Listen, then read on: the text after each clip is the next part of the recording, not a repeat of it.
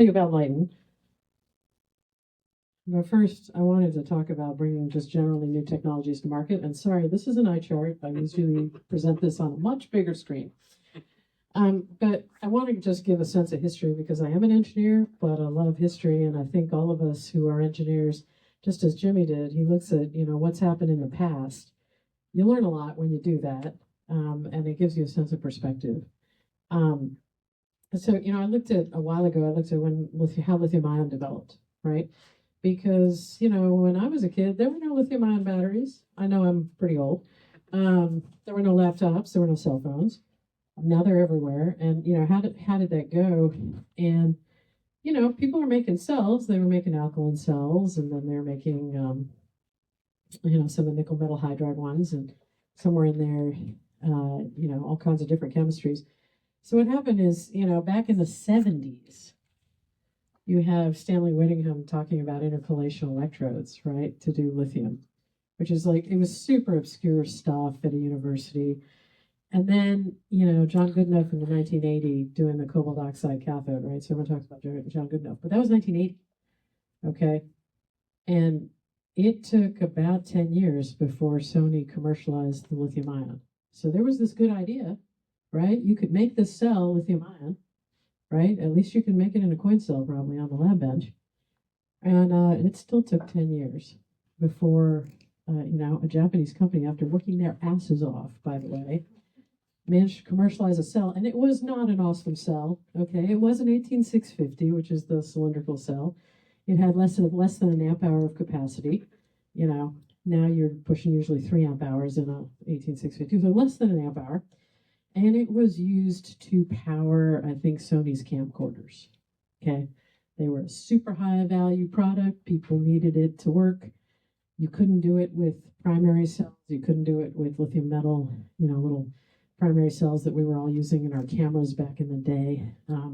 So that's why it was commercialized, and it was hellaciously expensive. That was the other thing. You could sell lithium ion to the camcorder market because they would pay, okay? And they would pay a lot, right? So, Sony did this, and then, they started putting them in other things, right? Walkman.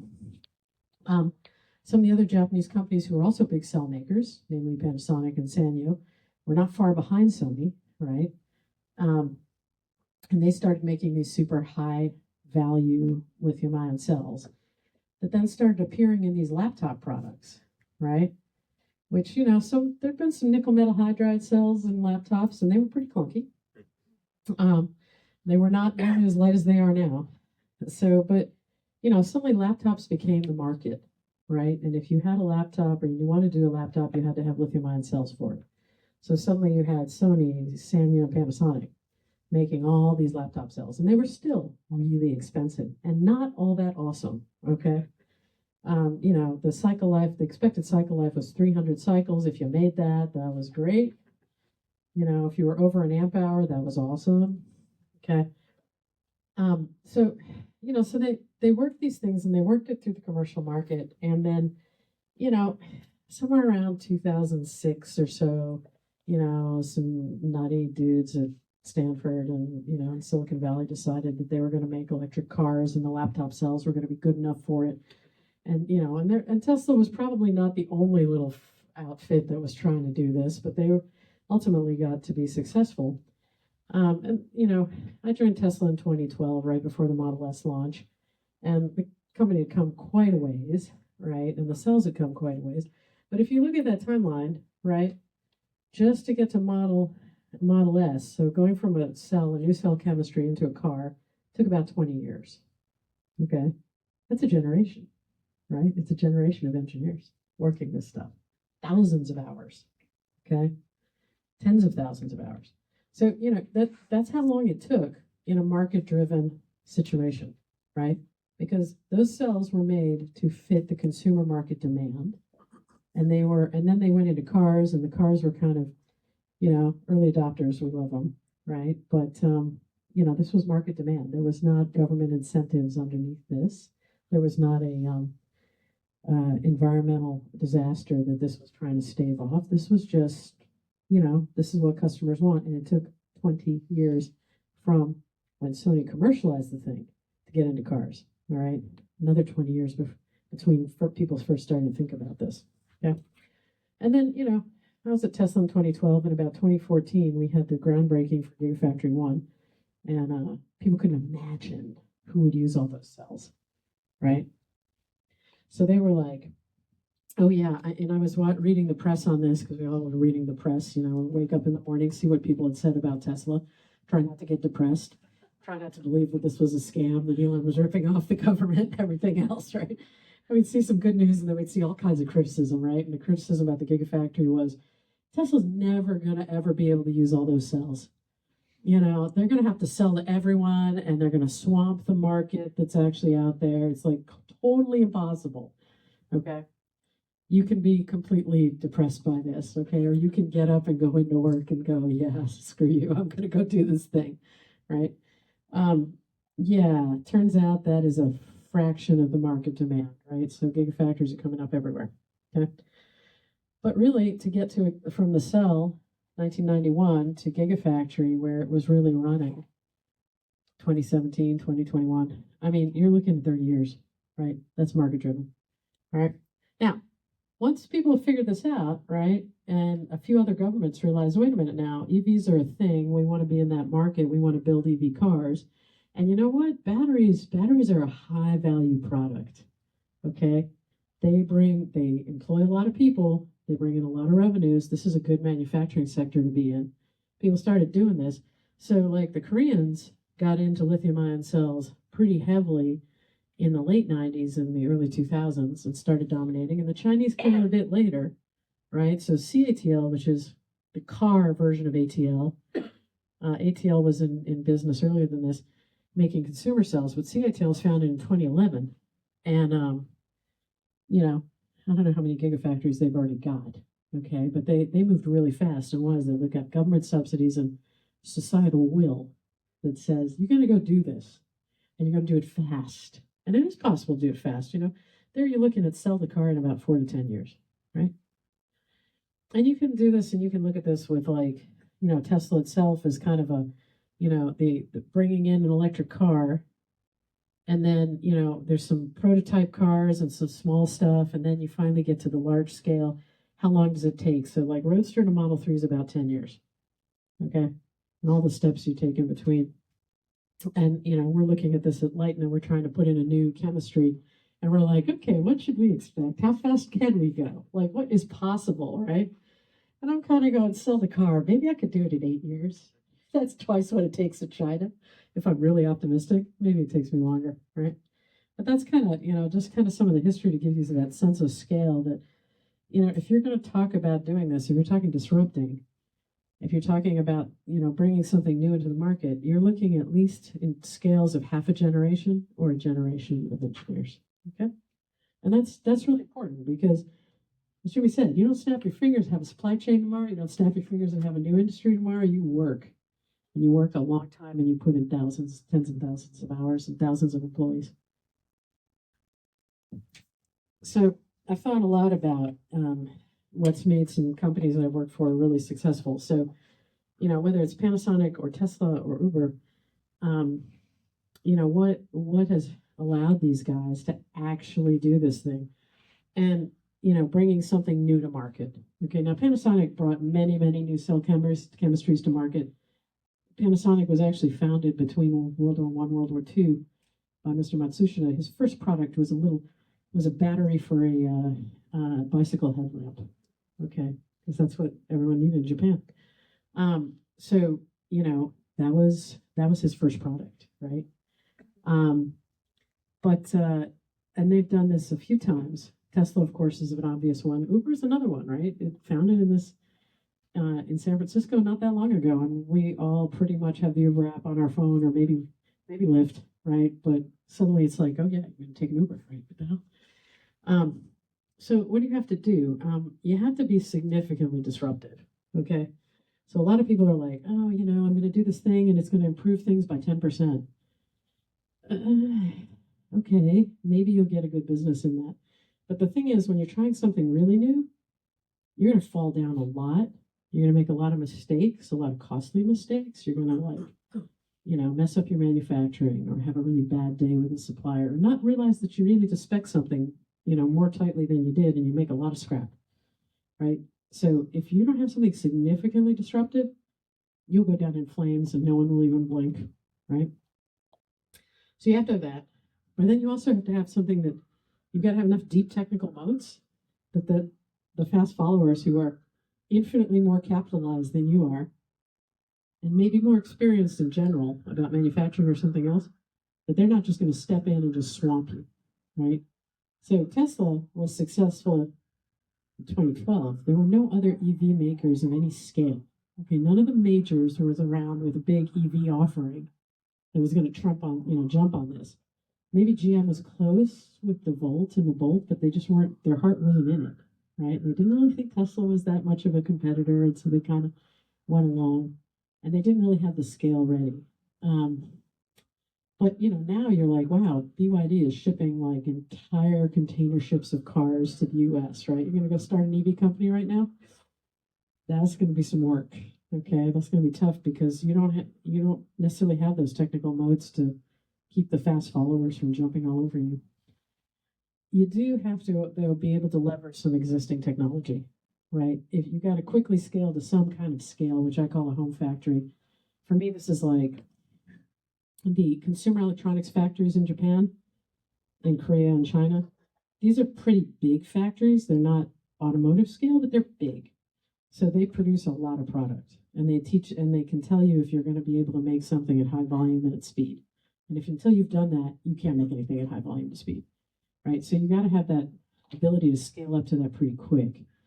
And when Sony and Sanyo and Panasonic started making lithium-ion cells, all of them were leaning on their alkaline technology, their nickel metal hydride technology, their NiCad technology.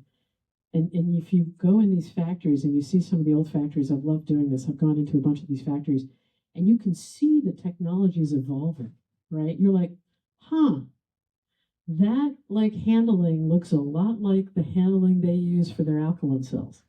And the caps on the 18650s and all the gasketing, that came out of the primaries, the lithium primary cells, that they were making the little button cells that are on your in your watches, right? So they had a lot of things that they leveraged. Tesla was also able to leverage a lot of automotive technology. There's a lot of stuff that was new, okay, but Tesla was pulling out the parts bins for Mercedes. Okay, that was part of the deal. So, like little stuff on the car they were able to get from other automotive suppliers, right? That's important. You got to have that strong, clear mission because none of these jobs are 40 hours a week. Okay, you want to talk about work-life balance? You work. Maybe you have a sliver of life. You work. Okay. You forget about life. Huh? You forget about life and you're good. Yeah, you kind of are, right? You work. I joke with my husband. I have the work, he has the life, right? It's all right. It's good. He plans our vacations. It's good. I'm happy. All right. But you're going to have exceptional effort by staff. This has to be a mission. And that was true in Japan. If you look at early, Japan reindustrializing after World War II, it was a mission to rebuild the country. And then, similarly in the 80s and so forth, it was a mission. Okay. In China, it has been a mission. Okay. They're lifting a whole lot of people out of basically agricultural poverty. It's a mission. Okay. Tesla was successful because Elon articulated a mission, okay, about saving the world from climate change. I don't know what to say about him now, but it was successful then, right? So you got to do that. And then you kind of have to have that step-by-step plan to scale, right? Because a lot of times it's so easy, like, we'll get this thing and then it'll be great. Like, we'll figure this out and it'll be great. And it's like, well, you'll figure it out. That's step one, okay? And then you're going to have to plan every other step because otherwise you're going to fall down, right? So you have to do that. So that's kind of some of the stuff I've learned. So I promised I'd tell you about Lyten. So, we're a teeny little company. We were founded in 2015 and probably made our first lithium sulfur cells in 2018 when someone coming in, it was a DOD guy, looked at what the team there was doing and said, well, if you think you have this interesting carbon, you could probably make lithium sulfur cells work. So why don't you try that? And the team went, okay. couple of guys, made some basic cells, and wow, it kind of worked. And then, the company decided to do lithium sulfur cells as well as some of the other things that they were doing with these carbons. So the company works in, 4 business areas, lithium sulfur being one of them. We raised a lot of money. It is a capital intensive world. Batteries are expensive. Everyone who's been in batteries knows this. And we're about 315 employees right now, which is very small. So, that's the battery team. It's about 100 people right now, manufacturing and R&D split. And we have a very diverse team, like a super diverse team, which I think is actually really important because we've got ideas from all over the world. We've got educations from all over the world, and we have people from all kinds of different industries coming together and arguing about how to make lithium sulfur cells. So it's a good thing. So why lithium sulfur? Well, okay, I was saying, you got to be disruptive enough. 10% gain doesn't do it. Yeah, so, if you make a 100 kilowatt hour battery pack, right, and you make it with NMC, about 106 kilograms of that vehicle is just the cathode active material, the NMC, right? And that costs you about $3,600, give or take, right? So it's like, okay, well, LFP should be cheaper. It's a little cheaper, but it's a lot heavier, right? So your vehicle range, to get to the same range, you're putting in 200 kilos of LFP, and it's costing you just about $3,000, which is not exactly a giant cost savings. Okay, LFP, this does not get you cheap electric cars for everyone that, electrifies everything, okay? Not at least with our desires for range. And, let's face it, our desires for range are entirely related to our cities and our commuting structures and everything else. Different in China, right? Where commutes are not that long, LFP works. Here, not so much. So what does lithium sulfur do? It lets you drop the weight in half, and it drops the price in half, okay? That's a value proposition. It's huge, right? Huge upside. Okay, so how come it hasn't been done yet? Well, okay, you can say, all right, well, that was just the cathode, but with lithium sulfur, you gotta have that lithium metal anode. Metal's expensive, pain in the ass to make. Even with that, you're cheaper. You're cheaper and the price volatility is lower. So you're like, okay, that's good. And then there's the nickel problem, right? So when I remember talking to a colleague who had been at Tesla, and Elon had asked him to model out what it would take to get electric vehicles to totally saturate transportation. And he kind of looked at the world supply of materials, and he came back to Elon and said, the only way you get everyone on electric transportation is if you make two-wheelers, because there's straight up not enough materials to make enough cells to actually allow everyone an electric car. And I was like, oh shit. At that time, we were at Uber making batteries for bikes, and I'm like, that's us, right? We're making two-wheelers, right? But this is the nickel problem, right? So, you talked about Indonesia, and they are absolutely strip mining mountains and destroying villages and making themselves a little minor local and environmental disaster. And other people are like, hey, we got those deep sea nodules, those mineral nodules outside around the Cook Islands, right? They are metal. We can just go pick those up. And I've always been like, yeah, what could go wrong with that? And then I read Smithsonian Magazine about a month and a half ago or something, or 2 months ago, and they discovered that those deep sea nodules, they're an electrochemical battery on the ocean floor. They actually split the water into and add oxygen to the undersea, to the seabed.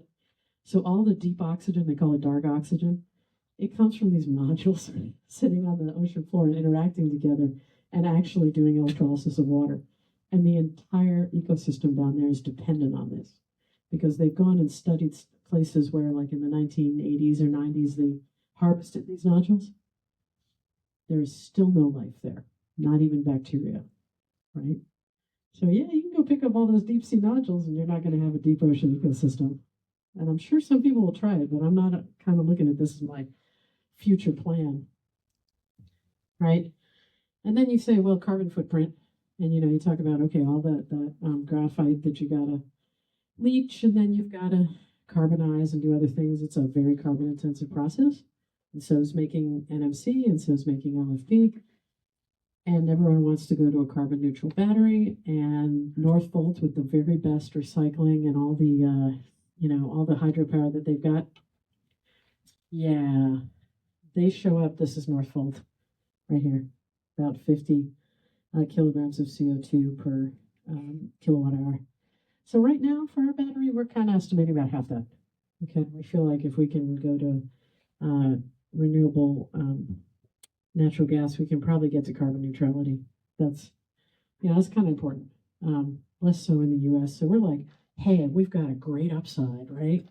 We got this low price, high energy density, local supply chain because sulfur's everywhere, lithium's everywhere. Low carbon footprint should be awesome. It is, but as we said, trying to figure this out, it's a bitch. Okay. So we do 3D graphene, and we get superior performance of our cathodes because we sulfurize the 3D graphene that we make as opposed to a commercial carbon. We can do a lot better than what people have traditionally done with commercial carbons. It's our area of research and deep work, and so that's what we do. And that's that's kind of what enables this thing. And that's like, is it disruptive enough?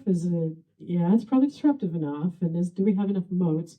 Well, we spend a lot of time on our carbons, a lot. We also spend a lot of time on our anodes. That's a different story. So we have a lot of moats. Okay, so maybe yes. But then okay, can we leverage this? Can we scale this thing? And yeah, we use standard lithium-ion making equipment. Like we don't actually have to reinvent that. Thank God. So it's like, okay, yeah, we could scale this, right? And we do. We make cells. A very janky pilot line. It's very, very primitive compared to Panasonic, right? I can make 100 cells a day. That's awesome. Okay, inside Panasonic on a good day, we made 4 million plus, right? So I was like, well, okay, it's enough to demonstrate, right? But we've made cells, right? We made a few thousand pouch cells, a few thousand cylindrical cells, and our average yield, well, janky pilot line with, a lot of semi-manual stuff. Over the whole life of the program, we're 80% yield. On a good day, we're at 93%, which is amazing for lithium-ion, because with lithium-ion, if you have a janky line, none of your cells should work. Okay, like this line in the lithium-ion world should be 10% yield. Okay, because contaminants will come in and just destroy your yield in a lithium-ion cell. But with our chemistry, because sulfur, well, it's challenging, but one of the nice things it does is it isolates and insulates contaminants, so you don't have that cell contamination failure. So it's kind of cool. And we're shipping cells out to people. We actually are making cells, right? And we're sending cells out, and they are modest by cell person standard, but they are actually real. About 6.5 amp hour pouches, and we do some cylindricals too. And we're starting to do the work on this and the specs. This is not an awesome cell, okay? This cell is like that first Sony cell, okay? Fast isn't that great. The cycle life is kind of meh. I'm hitting about 300 cycles, which ain't that different from that first Sony cell, right? But there's a lot of upside and a lot of work. And I figure, okay, well, how do I get there to the EVs, right? Everyone's got like, okay, you want to make cells for cars. That's the big volume. That's where you get to tens of gigawatt hours of volume. Well, you don't step out of that from the little pilot line I've got and go straight to this gigafactory. So you better have some steps. You better have some intermediate customers. And so, like, okay, well, we'll do some stuff for the military. They're a good customer.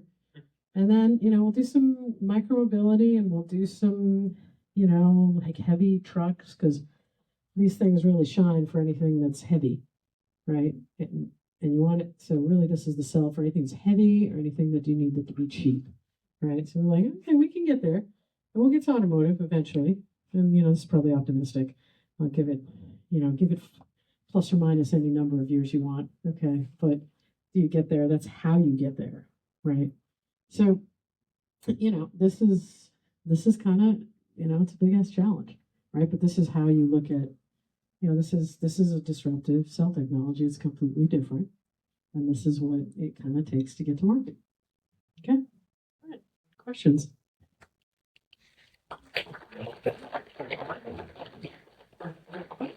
Just as far as lithium metal is concerned, how is that in terms of like recyclability and actual disposal? I would assume that would be a challenge. Well, the way people get lithium, right, is they get these big ponds where there's lithium salts. Chile, yeah. Yeah, Chile, and then they let it evaporate, and then they have these lithium salts, right? And you're like, okay, well, how does that work? And they go into these various electrochemical processes which they can get them to lithium metal, but just to get some of these salts, like if you're not going to have the Atacama Plateau, like the high sun and the high wind and the dry air, drying your ponds, you do direct lithium extraction, right? You do various membrane technologies and you pump your, high salt concentration lithium through, these various membranes, and you'll come out with like a concentrated lithium carbonate solution, right? Well, there's nothing that says you can't dump your waste cells into some water and then do DLE on that, right? So, if you get a good DLE process, you should be able to recycle the stuff pretty quick. So it just have to be a specific process to recycle your batteries versus like bucketing it in with the rest. Well, it depends how good your DLE is. Fair. Some people are like, oh, it's real specific. It's like, oh, it's a kind of crappy process. Yeah. Anyway, Thanks. yeah. You've also got the lithium sulfur's been worked on for a long time. 1960s, yeah. So Yeah. lots of decades of work been done there. You've got, I guess, from a venture point of view, lithium sulfur seems like one of the last bastions that is sort of venture fundable in the sense of it did work on paper. Yeah. It looks like it would work, but you've got to solve two things Yes. as opposed to one thing, right? You've got to do the lithium metal anode Yes. and you've got to solve the polysulfides. Polysulfide trouble, yes. So the challenge I've always had when thinking about this is if you solve the lithium metal, let's imagine you solve it broadly. Yeah. What other technologies then can be paired with that? Like, for example, if you went like anode-less LFP, what does that look like in a cost model versus what you're doing? Yeah, so that's really interesting. So the thing about lithium sulfur is, people like solve the polysulfides. I'm like, no. You want to live with the polysulfides. You want to control the polysulfides, but you don't want to eliminate the polysulfides. Because what polysulfides do is they passivate your anode, right? And they take, which is like, oh shit, that's a negative, right? But you want to passivate just enough. Okay. One of the problems you have with solid state batteries, and one of the real issues with that is the solid state battery goes along beautifully, right? It's got this beautiful coulombic efficiency and it's like cycling. And then all of a sudden it grows a dendrite that gets through whatever it is and it just goes boom, right? And super unpredictable, like super unpredictable. It's based on what the defects look like in your solid state like separator, right? And you get that dendrite growth and nothing stops it and then you're done. Okay. Lithium sulfur, because the polysulfides are passivating your anode, they don't do that. It has a very predictable degradation curve. You'd never get that boom. You don't get dendrites and lithium sulfur cells. Well, what happens is you'll start growing dendrites and then the sulfur passivates it, right? So you'll start degrading your coulombic efficiency, but it's kind of this gradual process. So the cell goes to shit eventually, right? Like all living things, okay? But it does it in a super predictable way, and you don't have these rapid like drops, which is. So you need that almost like a coulombic efficiency to protect the lithium anode. So is your job now to try to balance how do I get enough cell life versus how do I stop having a lithium anode that doesn't work? Yeah, exactly. So, but that's also where if I solve the lithium anode problem for my cell, it might be interesting maybe for one of the other cells, but you still have to sort that dendrite problem, right? And I don't have to sort that. Okay, here you were asking. So for EV2 applications, what is the maximum charging and discharging C rate, and what is the operating temperatures that the cells that you have? Yeah. Okay. So the thing about lithium sulfur, part of what makes it a real bitch is that it is not an intercalation chemistry. It is a conversion chemistry, right? So you actually take lithium and you take it to the sulfur and then it bonds with the sulfur. So you're making and breaking covalent bonds as you go through the discharge curve and then as you charge, right? And you're like, kinetically driven, okay? So people always are worried that, oh shit, you're never going to get rate capability out of a lithium sulfur cell, right? You know, we can do a 1C continuous discharge at 25C. We can do pulses up to, well, we can do 10-second pulses at 4C, right, for a lot of our stuff, which is on the eVTOL world, probably a little low. Yep. Okay.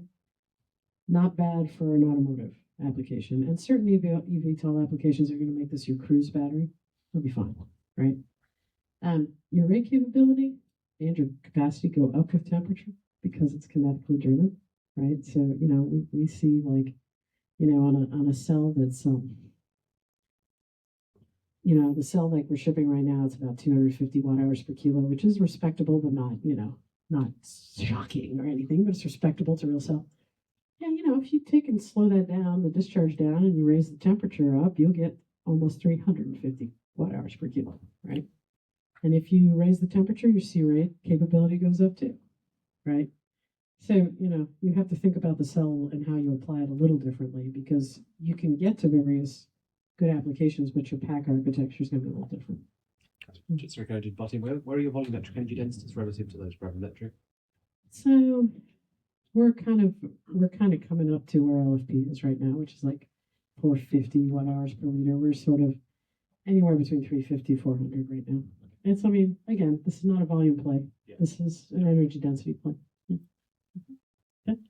In the product market roadmap you showed, given that lithium ion is also incrementally improving with separator, electrolyte, different cell designs, in what market would lithium sulfur get the most bang for buck? Yeah, so lithium ion is improving, right? And it has. It's been 30 years, right? But it tops out, right? So if you were to put a lithium metal anode into an NMC cell and actually make it work, you top out about 450, maybe 400 watt hours per kilo, right? Lithium sulfur is like, it's just getting started. I mean, the roadmap on that says you get up to 600 watt hours per kilo, right? And that's like, and that's like half a theoretical, right? So, there's a hard limit on conventional lithium ion, and it takes a lot to just like right now the best cells are about 300 watt hours per kilo. To get even higher, it's tough. It's hard work, right? So this chemistry should surpass that in energy density, right? Now, volumetrically, lithium ion is amazing. Okay, conventional lithium ion is amazing. I don't see like lithium sulfur. I don't see it going into my Model S. Okay, it's like that's a sports car. It's got, you know, specific expectations. It also costs something like $100,000, right? Okay, but I do see lithium sulfur going into, you know, the graduate student car, you know, the young person's first car out, where, you know, if you're lucky and, you know, 20K and you're like, yay, right? But that's where, you know, you get this is how you democratize electrification, right? It's not gonna take out it's not gonna supplant all of lithium ion. It's just gonna fill in where lithium ion just doesn't work out. So for low cost, and then anywhere where weight is a big issue, right? So, you know, GM has got that electric Hummer. Okay, that thing is monstrous, right, and heavy. I told Kurt it was really ugly. I just said you to a GM and he got a electric Hummer, started driving it, and I'm like, Kurt, that is an ugly ass car. Where do you park it? But you know, if you're going to have those bigger cars, if you're going to have those bigger SUVs and stuff, lithium sulfur is going to help you get the weight down so that you're not having those issues. Yeah. I know you talk about performance issues, but in the plan for lithium sulfur for semi tractors or semi trucks, are they able to produce the same amount of, like, are you able to get performance? I know, like, you talk about performance, but the performance, I mean, those are different performance, not speed. It's heavy weight pulling with the weight issue right now. With lithium ion battery being so heavy. Yeah. And trucks need to be much lighter to take more loads. Yeah, exactly. So, you know, we haven't looked at this for semis. We have looked at this like last mile delivery vehicles, right? You know, the FedEx little trucks and the Amazon trucks. People want like non-CDL licensed drivers to drive that. So they have a weight limit. Okay. And the battery pack's weight impacts how many packages you can load onto that last mile delivery vehicle. So we kind of estimate, you know, our cells in there you can put about 200 kilos more packages on the last mile delivery truck, right? So it's like, okay, that starts to matter a lot to an operator like Amazon or FedEx or something. You know, how this goes into semi trucks, I think it'll have a play there. Just volumetrically, I haven't done the math on that. It's always away. Yeah, I was wondering what's the failure mode right now for the cells? If you can say it. Sure. I mean, like lithium sulfur, it's always about degrading the anode, passivating and getting the, just eating the anode. So, Lots of lithium inventory. electrolyte dry out. Electrolyte. Yeah. So that's, you just see the steady degradation and then you're like, yeah, okay. But you can, once you kind of sorted out the cell, you can pretty much predict that every cell is going to do the same thing, which is kind of good. I'm really interested in the graph you have of the timeline of different use cases and TRLs. And I think generally it's a trial period of 2 to 3 years, qualification period. Like, when does that usually start? Does it start at TRL 6 or does it start at 8? Depends who you are, right? It depends how desperate you are. Okay. So, if you're a big US automaker, one of the big traditional OEMs, and you're just kind of like, we're just going to follow our process, right? You get TRL 6, that's lovely. You'll be 2-3 years before that thing's in a vehicle, right? And then I was at Tesla in the early days, right? And, and the cycling guys were like, okay, if we're going to cycle out this cell, we need a year to just, validate that this thing's going to have 8 years of life. And, the words coming down from Elon, you got 6 months. Okay. We put cells in cars that we were like, yeah, we're pretty confident they're going to work. We got some history. There were some similar cells. These seem to be trending along the same way. We have good confidence in our cell supplier, and, it was Panasonic, so yay. There was good reason for that, but we took a lot of calculated risks, and it was not 2 to 3 years, man. Our design cycle was sometimes 6 months long, right? So, yeah. Well, the total cost of ownership of electric batteries are relatively comparable to NMC batteries. So that's a known fact because the manufacturing cost of electric batteries are quite high compared to NMC batteries. So there is a shift toward LFP because they want to mitigate the risk associated with supply chain. So can you elaborate a little bit on the total cost of ownership of your battery technology? Let's say 5 years. I think you're in the scale up in place. Yeah. 5 years from now, how do you compare it to LFP and NMC? Yeah, so You This- elaborated on the cost Mhm. per cathode, but the manufacturing cost is also a big factor. yeah, this is actually not more expensive than conventional. So our coating is done. We use aqueous solvents, and we do a wet coating, but it's all water based, so we don't have the whole NMP capex, right, with the redistillation. So that's a lot easier, a lot cheaper. The cell assembly is not really different. It's not harder. You do play with metallic lithium, so you got a little more dry room requirement in the cell assembly, right? You need to be drier, okay, a little bit. But if you're doing a high nickel NCA, you're going to be in that same range. So it's not really different than that. Formation, these cells don't really do a formation cycle per se. The formation's real different. You can do these, I think, you can have a lot less WIP in your factory with these cells, right? So that brings some of the costs down. So, I kind of look at this and I'm like, we should be cheaper, okay, to produce because there's some of the capex you don't need. You don't have to be kind of as nuts about the contamination, right? So when I say I've got janky equipment, okay, like that winder, it winds cells, okay? There are no brushes, there are no magnets, there are no suction systems, okay? It just does that. And if you tried to do that in a real factory, your cells will get full of contaminants. And so you spend a lot of money with like HEPA filtered air coming in and vacuum systems and brushes and magnets. And then you put, fixed point tabs in there to like check to see if you've got high contamination levels because someone, some bearings are, breaking down. And oh my God, if you find something like that, you hold entire lots of cells. It's expensive to deal with contamination in a factory. If you can reduce that manufacturing cost to something, by half, you drop the cost a lot. Well, you pointed out something great here. When it comes to batteries in general, China is leading the market, not primarily because they have access to the raw materials. Yeah. There is also very cheap labor. Yeah. They have no environmental Requirements, to yeah. comply with, and and also they don't have any IP to pay for. Yeah. So considering that, and do you think that if your technology would be adapted by Chinese manufacturing, they can quite get the benefit of it, and it makes it much cheaper than what we can in the United States? Yeah, this is my boss's nightmare. Right?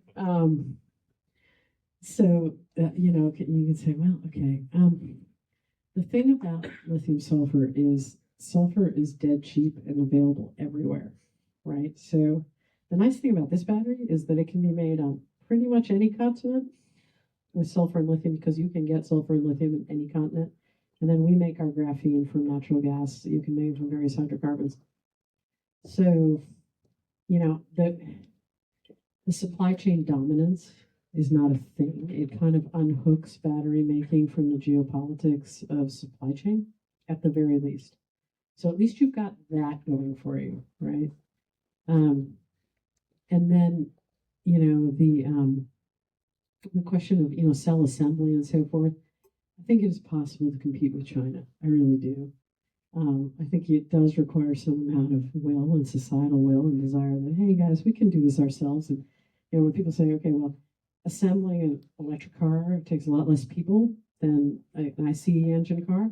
If you only look at the automotive assembly part, right? Like you go into the auto plant and what goes in the door, what goes out the door, and how many people you need.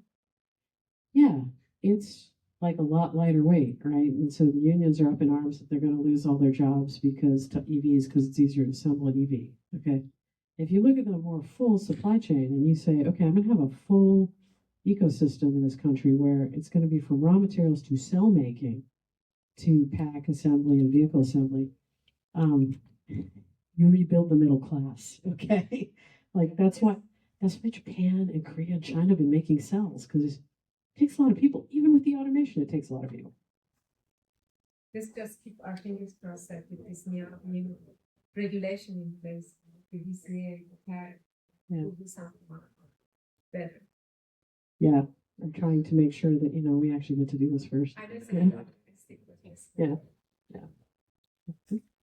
All right. One more. Okay. Bit off topic, and I'm not sure if we know too much about load bank testing, but I've been curious why common practice for testing critical loads is load banks, which are basically heating elements. Yeah. Uses power to big waste of power. Yeah. Do you have any idea why that common practice hasn't shifted to using batteries so that you can redistribute? Yeah. There's a cost associated with that, a reliability question associated with that. Okay. So a lot of the guys who are doing, the cyclers, right? And cell cyclers are one thing. Formation equipment is a whole nother, right? Because you go and you do a charge and discharge. With cells, the voltage tends to be real low. So doing some kind of a return to grid means you're going to add all this power electronics to, crank the voltage up. People have been doing return to grid on cyclers for packs and vehicle packs for a while. Yeah. Right?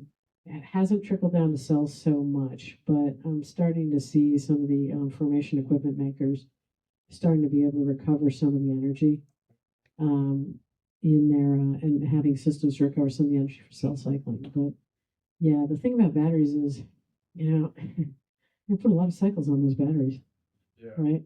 And then they're heavy, and then they're there, and yeah, it just Are load banks with like heating elements, are they more seamless power to test critical loads? Or I'm not sure. somebody wonder why it hasn't made that shift yet? Yeah, well, Still just throwing away the power just to make sure that the hospitals and data centers have, yeah, I don't know. I can't tell you. Why. All right, okay. All right. with NMC and LFP, we have like a lot of concern about what happens if the cell gets outside of its comfort zone. And I'm just curious if yours are the same way.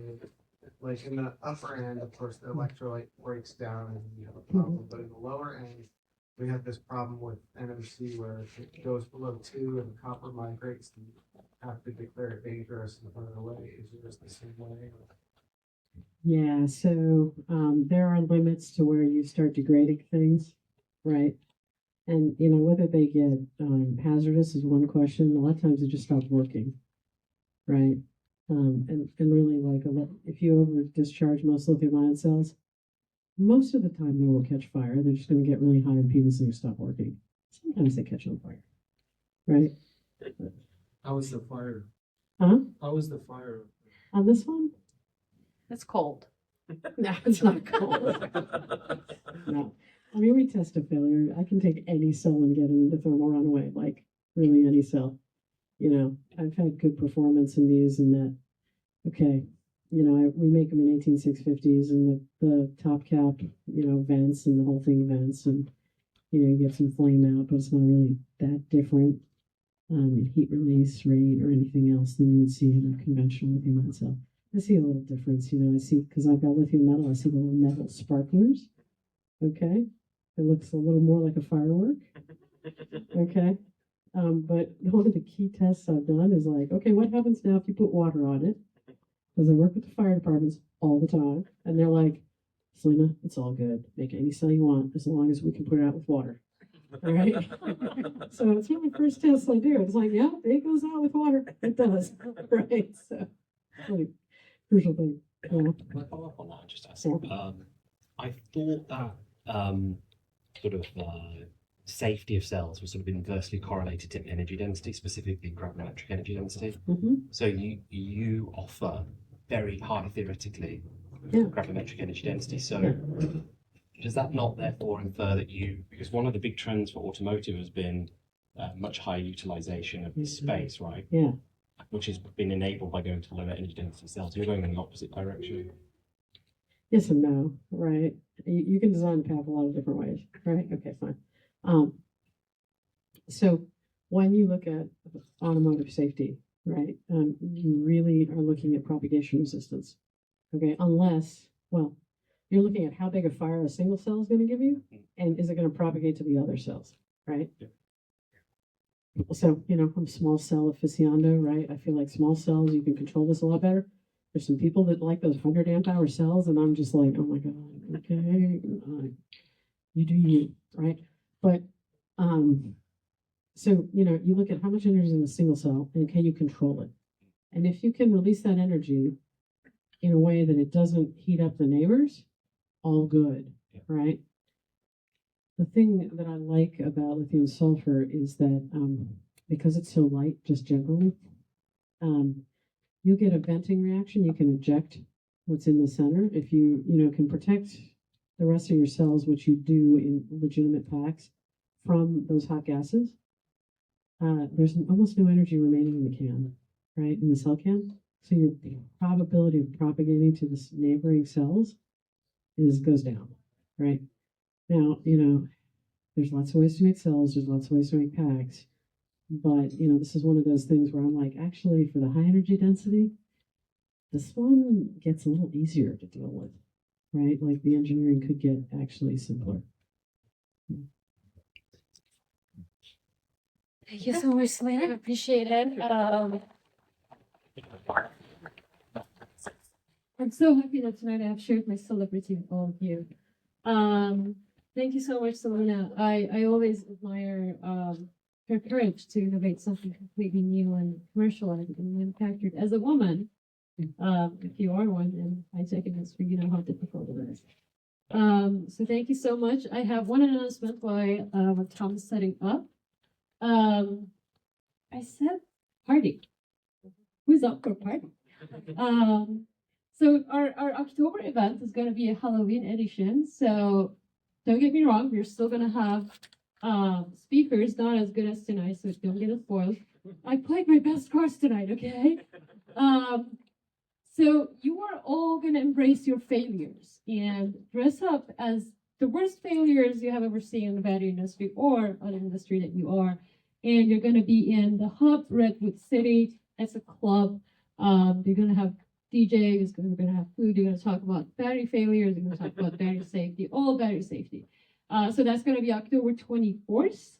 Mark your calendar. What else? Oh, if Matthew still likes us, if you're not too late to get out here, we're gonna be back in December for New Year celebration and talk about globalization and localization. So Tom is gonna pitch Ironworks. Ironworks is an open source battery simulation software. It's completely physics-based. It's not a lie. It works because it's physics-based. And yeah, you can basically use Ironworks to replace some of your experiments. So in that way, it accelerates the R&D process. That was it. I guess that was it. Yep, go ahead. Thank you. Hey everyone, thanks for having me. So I'm here as part of the founding team of Ironworks, and we're actually participating in Y Combinator. You might have guessed I'm British. I'm not usually a resident of San Francisco, but I'm very much enjoying my time here. So we are three kind of battery scientists, mathematicians, physicists, and we met about 5 years ago when we were collaborating on our open source software PyBAM. And over the course of our research, lots of companies got in touch wanting to use it, and we saw the opportunity to found Ironworks to help industry make better use of this software and build enterprise tools using it. So a lot of battery companies are spending a lot of money on R&D. This slide might be a little bit out of date, but you can see many hundreds of millions of dollars, and probably maybe 10% of that could be spent on computation. We're actually helping our customers at the moment save money by replacing experiments with computation, which maybe sounds like a dodgy thing to do, but if you have a model that's clever enough, you can explore the design space by changing some of the physical parameters of the design of the cell, and then predict what the performance and also the impact on lifetime is going to be.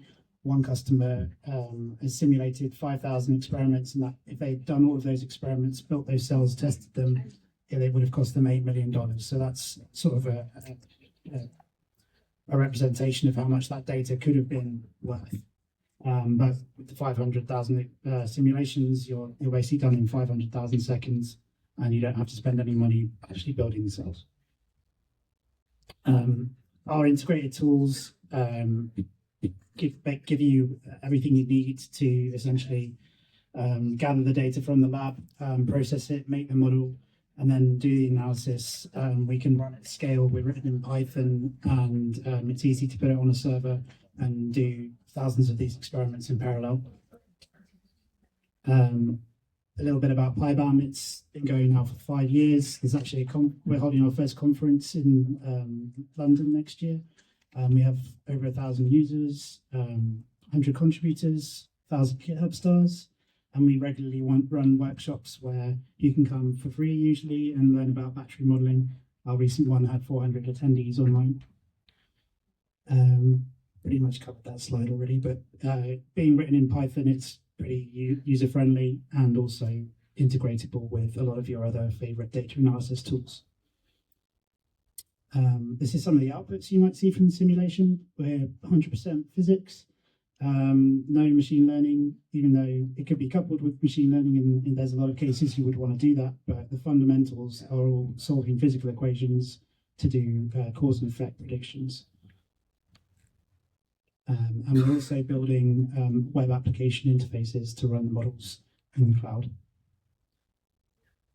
And as I'm pitching, our typical target enterprise customer might be using our web app throughout the team.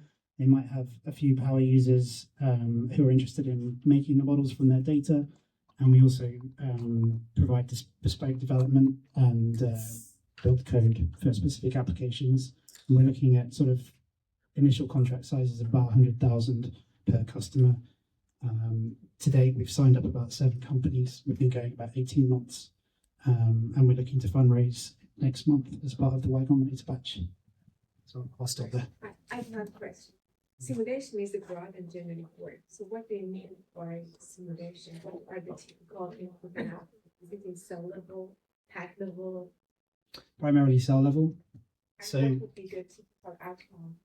Yeah, I showed it Aging, outputs like this. We solve things like diffusion, and we can track the concentration profiles in the particles inside the cell.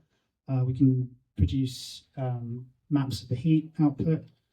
We can do drive cycles. Any kind of experiment that you would run in a lab, you can do in the simulation. We can also add degradation models as well. They're not standard, and they're a little bit harder to configure, but we have the tools to be able to take some of the lab data and then progress it forward. Typically, that's quite a hard thing to do if you're doing accelerated rate testing, to extrapolate from lab to field. That's something the simulations can also help with. putting the financial aspect aside, what would be the benefit of your tool compared to the existing commercial software? Well, there's existing physics-based commercial software. Ours is open source, so you can understand it and go and look at the code and modify it, add new models. You can also scale it a lot faster. You're not tied to a single desktop license, which is typically the model that the other ones use. We've got a lot of academic contributors, and we're getting a lot of new materials being modeled, and there's a growing sort of library of open source parameter sets for different materials.